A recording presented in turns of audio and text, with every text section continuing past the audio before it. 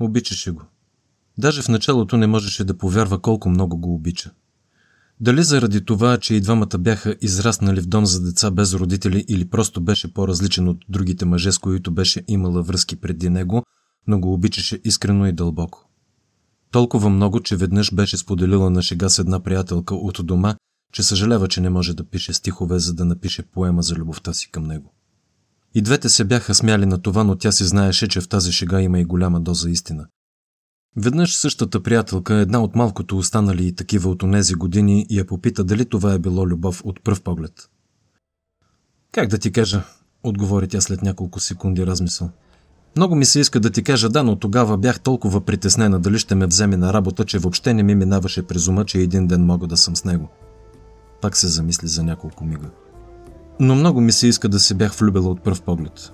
Така всичко щеше да е съвършено. Ами аз си мисля, че и сега между вас всичко е съвършено романтички. Само тази, най-добрата от всичките й приятелки, знаеше за връзката и с човека, за когото работеше. Да, така е. Май наистина съм непоправима романтичка. Хубаво да е, отдавна ми се иска да те питам, а защо след като се обичате толкова, чакахте да минат цели 8 години, за да се престрашите да сте заедно? Приятелката й имаше основание да прояви това любопитство. Аз си мисля, дано не греша, че ако двама души се обичат, то е невъзможно да не го забележат толкова много време. Тъпо е някакси. Да, тъпо е, права си, но и аз не мога да си го обясня. Сигурно защото все пак той ми е шеф, аз секретарка. Ако имаше някакви социални контакти, бих си помислила, че се въздържа да се разкрие пред мен заради това, което ще си помислят приятелите, близките му, партньорите. Но това е глупаво. Той няма социален живот, всъщност и така ми е добре. Изобщо не искам да се замислям за това. Приемам, че и двамата не сме намирали сили и смелост да направим първата крачка и това е. Казваше самата истина. Както тя, така и той сякаш бяха белязани от факта, че животът ги е лишил от нормално детство и като че и двамата контактуваха с хората от необходимост, а не защото това е нормално човешко действие. Вероятно, още от детските кошарки в тях се бе зародил някакъв подсъзнателен и много силен инстинкт за самосъхранение, който им пречеше да общуват с околните, ако не нормално, то поне лесно. Вероятно и това, че имаха сходно минало, ги беше сближило още от самото начало. Не бяха минали и 6 месеца, откакто тя бе започнала работа при него и той започна да й се доверява все повече и повече. Само след 2 години тя беше все още секретарка като длъжност, но неофициално беше втория човек в бюрото. Тя се грижеше за всичко. През нея минаваше цялата информация за това какво става във фирмата, а и нерядко шефът й се допитваше до нейното мнение и се вслушваше в него за това, дали някоя поръчка си заслужава да бъде приета или не. Винаги, без изключение в такива случаи, ставаше така, както тя каже. Така изминаха няколко години без и двамата да признаят пред себе си, че всъщност са влюбени в човека отсреща. Може би така щеше да продължава кой знае до кога, ако не се беше случило нещо неочаквано. Беше малко преди Коледа и той беше поръчал да купи подаръци за всички служители в бюрото по случай празника. Закара я до центъра на града и я остави в бившите централни хали, сега голям търговски център. Поръча и да купи на всеки в офиса по нещо, което хем да е достатъчно луксозно, хем наистина да им влезе в работа. Химикалки, прес папиета и тям подобни неща. Пожела й лека вечер и тръгна към дома си. Не мина обаче и 2 пресечки, когато му хрумна, че всъщност това можеха да го направят заедно и без това беше свободен вечерта. Бързо се върна, паркира на платения паркинг на гърба на сградата и почти на бегом влезе вътре. Не я видя веднага и тръгна да я търси. Зърне я след няколко минути в един магазин за подаръци и сувенири. Забави ход и се запъти към нея. За да стигне до магазина, трябваше да обиколи цялата сграда. Тък му приближи и в магазина, където беше тя, влязоха 2 едри високи младежи с черни якита. Единият беше с бейсболна шапка обърната наобратно, а другият с черна кърпа завързана на главата. Типични мутри, както ги наричаха допреди няколко години. Инстинктивно предусети неприятности и отново забърза ход. Тя беше облечена много елегантно, но и доста предизвикателно, установи той с известно раздразнение, докато бързаше към нея. Беше с дълго манто от кашмир, което беше разкопчано и под което се виждаше късата и пола, разкриваща стройните й крака, обути в плътно прилепващи към прасеца бутуши с висок ток. Двамата нахално я гледаха, а единият вече се канжеше да й каже нещо. Продавачката гледаше уплашено. Мале, маце, много си готина. Свободна ли си тая вечер? Тиквеникът изглеждаше страшно горд от себе си, а приятелчето му се хилеше като идиот. Аре, ма, какво се правиш на много важна? Тебе питам, чули? В този момент той влезе. Продавачката беше бяла като платно. Мутрата с бейсболната шапка, който беше започнал да досажда, само го погледна и отново се зае да й говори. Като носиш такива лачени дрехи, да не си гепела Свети Петър за шлифера, а? Кайма! Дамата е с мен. Двамата се обърнаха и го погледнаха изненадано. Кажи, бе, тежкар, токателите се ядат. Беше оня с кърпата. Май много си отворен, п***та е с нас ясно, аре, свободен си. Майка ти е свободна, буклук. Ще ми дадеш ли телефона и да си запише час за свирка при нея? На устните му имаше усмивка като на хищник. За първи път чуваше шефът ти да говори такива неща, а и беше сразена от изненада, че го вижда тук само няколко минути след като си бяха взели довиждане. Я повтори, какво каза? И двамата мускулисти бабаити го гледаха с отворени от изненада усти. Глух ли си? Казах да ми дадеш телефона на майка ти. Усмивката още беше там. Той е труп, каза оня с кърпата на приятеля си, сякаш бяха само двамата.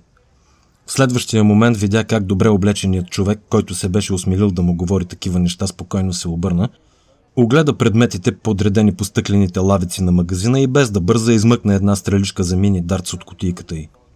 Спокойствието му като че ли още повече изненада двамата отворковци. Мъжът спокойно огледа стреличката от всички страни, намести я добре в дясната си ръка и изведнъж със светкавична бързина я заби в ниското чело на мутрата с кърпата. Продавачката изпищя като сирена и кой знае защо залегна зад стъкленият щанд. Другият с шапката беше изблещил очи като шаран. Ти си луд, бе! Абе, ти го уби, бе! Приятелчето му с треперещи ръце се опитваше да измъкне стреличката от главата си. Не, още не съм го убил.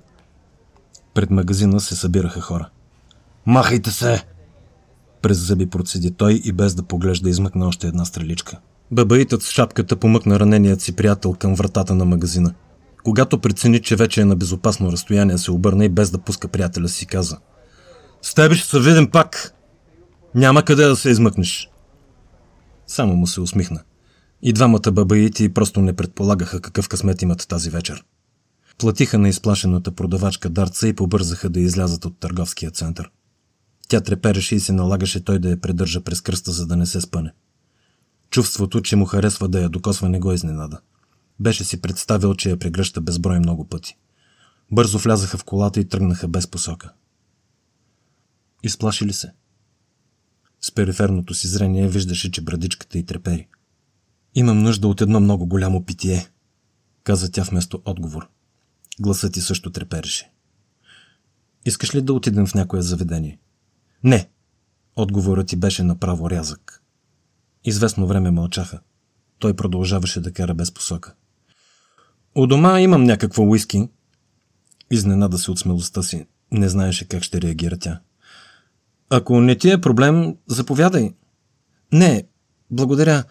Не искам да те притеснявам. Не ме притесняваш, не най-малко.